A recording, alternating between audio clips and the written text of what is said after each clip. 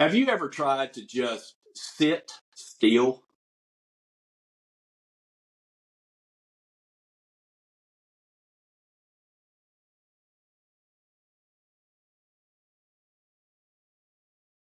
Doesn't that just feel awkward? Just to have silence, no noise.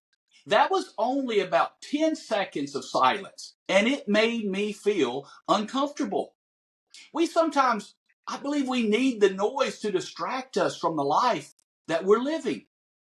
All we do, it seems, is rush from one thing to the next, trying to cram in as much as we can in a day. Do you think we could live in a world with no phone, no scrolling, no checking emails, no checking texts, no calling anybody, no going to TikTok, no Instagram, nothing, no music, no phone, just stillness? It's harder than it sounds, isn't it? We live in a world that moves fast, faster notifications, faster decisions, faster everything. And yet, God tells us in Psalm 46:10, be still and know that I am God. Here's a thought that's worth considering. Here's a phrase. Don't rush the wait. God isn't late. He's working in the silence to give you guidance. Too often, I'm afraid we don't know who God is because we're never still enough in his presence to know him. But being still doesn't mean doing nothing. It means stopping long enough to remember who's really in control, whose time it really is. So whatever you're doing right now, stop.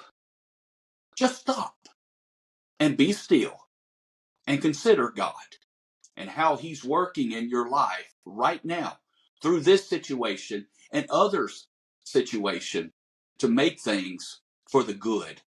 Too many times we think this time we have in this world, it's ours. And we decide how we want to spend our time. But really, none of it's ours. Our time, it belongs to God. We need to be still. And we need to ask God before we move what he wants us to do with his time.